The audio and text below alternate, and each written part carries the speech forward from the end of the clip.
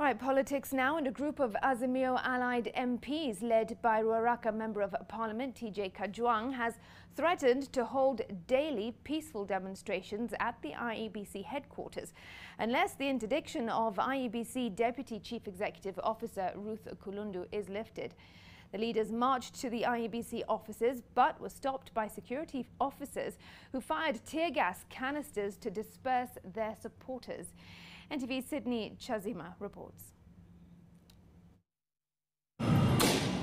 These were the scenes that welcomed Azimio's march to the IEBC headquarters at the Anniversary Towers. Protests against the interdiction of IEBC Deputy CEO Ruth Kulundu were met with an aggressive police response. After consultations with the police, only the lawmakers were permitted to access the building. But that would also prove impossible as all the gates to the Anniversary Towers were under lock and key. We are told the chairman, when he heard that we are coming, he disappeared from the office.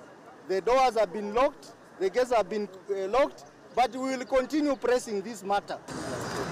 The MP's point of contention with the IEBC is Commission Secretary Hussein Marjan's interdiction of Ruth Kulundu. Kulundu was accused of holding an illegal meeting with the Cherera-led dissenting commission, in the appointment of Paul Muite and Issa Mansour as the lawyers were expected to represent the commission at the Supreme Court. According to Marjan, these acts amounted to insubordination, thus the interdiction. However, the Azimio allied MPs believe that due process was not followed in interdicting her. The commission never sat down as a commission to deliberate on the issue of Ruth Kulundu.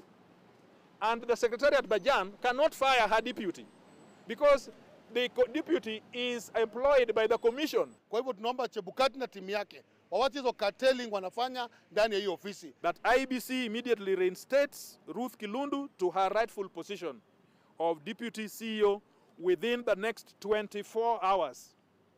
Failure to which we shall take stern action against Wafula Chebukati and the CEO Marjan Hussein. They are very organized. Another issue raised by the lawmakers was the impending delimitation of boundaries and the forthcoming by-elections. Vihiga Senator Godfrey Osotsi sensationally alleging that another officer in that department could also have been stripped of her duties. In the Department of Boundaries, we have information that the head of that department, Madam Caroline Manyange, has also been relegated and her duties are now being performed by her juniors. It is unclear whether Azimio's top leadership authorized the march because most coalition legislators were notably absent. The Azimio allied MPs have now threatened to hold peaceful demonstrations here at the Anniversary Towers until the decision to interdict Deputy CEO Ruth Kulundu is reversed. Sydney Chazima, NTV at Anniversary Towers, Nairobi.